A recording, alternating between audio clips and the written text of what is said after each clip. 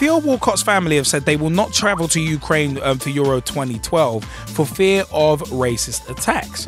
The England winger's brother Ashley tweeted on Tuesday that he and his father will be staying at home, quoted as saying, "Unfortunately, Dad and I have taken the decision not to travel to Ukraine because of the fear of possible racist attacks and confrontations. Some things aren't worth risking, but begs the question, why hold a competition of this magnitude in a place that cannot police itself for foreigners of any creed to feel safe? But I'll be watching every minute." Roy Hodgson also spoke of his concerns over the situation in Ukraine when he announced his squad for the tournament, and said the issue of racism, especially the Sky report into hooliganism and violence in Ukraine, is an obvious concern, not least to supporters who go over there and maybe risk getting beaten up. Now, Alex Oxlade-Chamberlain on Thursday 24th of May, Alex Oxlade-Chamberlain has revealed that his family will not travel to the European Championships in Poland and Ukraine due to their fear of being targets of racists. The 18-year-old Arsenal forward is the youngest member of Roy Hodgson's England squad, and his family's decision follows that of Theo Walcott, his club mates, who are not attending the tournament. Joleon Lescott, the Man City defender, said it's a shame for some members of the squad that their families feel that they can't go, and it's a situation that needs to be addressed. Sol Campbell fears Euro racism. From today, Monday, May 28th, 2012, the Professional Footballers Association, PFA, has backed former England defender Sol Campbell's warning about the danger of racist abuse and violence at Euro 2012. Campbell has urged Free Lion supporters to carefully think about travelling to Poland and Ukraine, saying he fears fans could even be killed. The ex-Arsenal and Tottenham star criticised UEFA for choosing two Eastern European countries where local fans have been filmed racially abusing players and other supporters to host the summer tournament. Campbell said, "Stay at home, watch it on TV, don't even risk it because you could end up coming back in a coffin," Campbell told a TV documentary. Now, PFA Deputy Chief Executive Bobby Barnes concedes Campbell's words may have been overly dramatic, but also warned the danger should not be underestimated. UEFA and FIFA should have known about these things way before it even got to the stage of voting.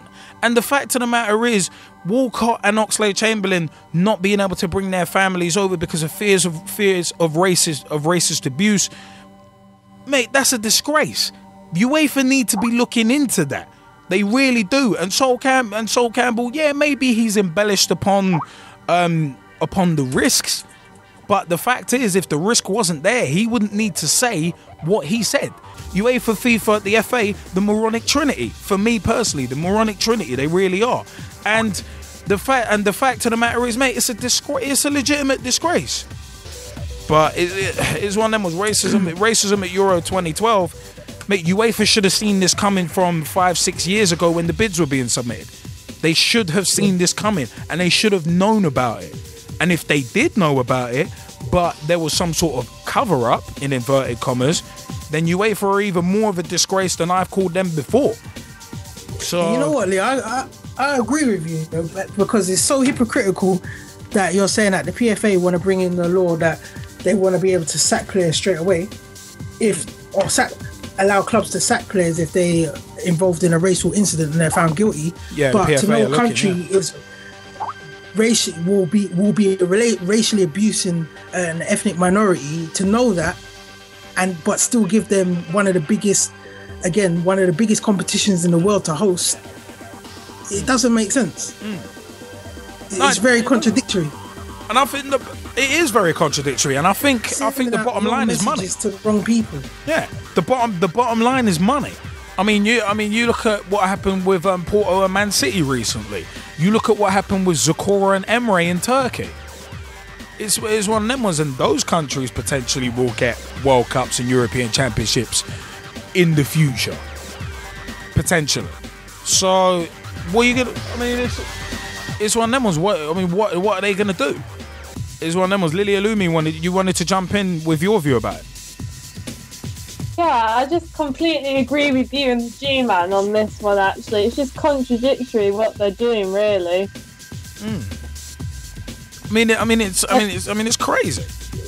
It's crazy. It is crazy. It's just crazy that they're actually.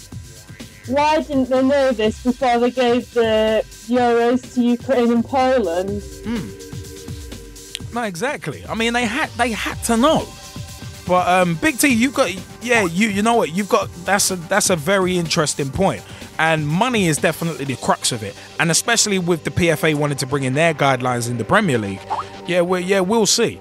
We'll see. Let's see if it's very political, though, isn't it? I mean, sorry to interrupt you, but I mean, people nowadays, they vote for World Cups and European Championships based on political parties. I mean, if they don't favour England, they're obviously not going to vote for the country. I mean, they've obviously got a friendship with Russia and Ukraine, or Poland, or wherever it is. Obviously, Poland and Ukraine. But at the same time, there should be some leeway. I mean, everybody knows about the racism which goes on in football nowadays. And in that documentary, there's one on now in Paranormal. You've got to check it out on iPlayer later. Cheap promotion. But at the end of the day, it's like, racism is wrong, and the fact that they're encouraging players and introducing tournaments to these countries, it's a disgrace. They should not be hosting tournaments in these countries. I mean, sure, it's not too big, but at the same time, it's still there, and it should be in a country like England, because at the end of the day, the fans, us, we respect every minority, we respect the whole of the nation, we respect every nation, and at the same time, the European Championships in England would be a great asset to the country. It would do us all well, and at the same time, friendships need to be built in the political parties. I mean, the FA, UEFA, FIFA, as you were saying, Liam, they're morons, and there need to be better relationships between them all so we can host more tournaments. I don't see any other way. Well, I mean, you got to look at. I mean, you made a good point about it being political. I mean, at the end of the day, it's a case of it's the good old boys. It's these good old boy networks. I mean, FIFA's corrupt. FIFA's run by a bunch of corrupt morons anyway. I mean, when you've got the world governing body of football seen as corrupt, mate, and then this sort of stuff is coming out. It's like, you know what? It's almost not a surprise.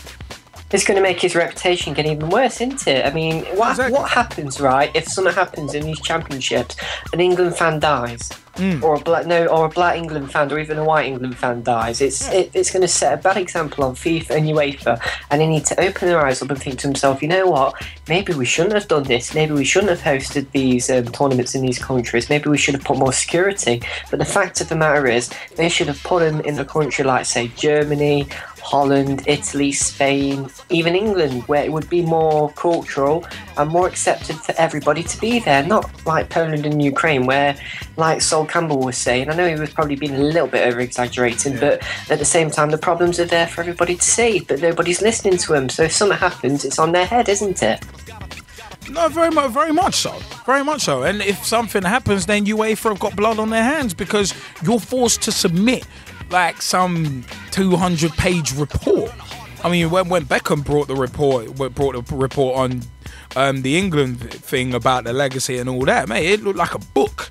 It looked like a novel. It looked like a 500-page novel, and it was one of them. And it's more money, isn't it? It's more money spent by UEFA, which could have easily been saved if you had put the tournament in a country like England, where it's going to go out nicely and it's going to be enjoyable for everybody, where you're not having to worry about, oh no, look who's behind me, look who's going to say this, oh, racist chanting, blah blah blah. It's pathetic, really.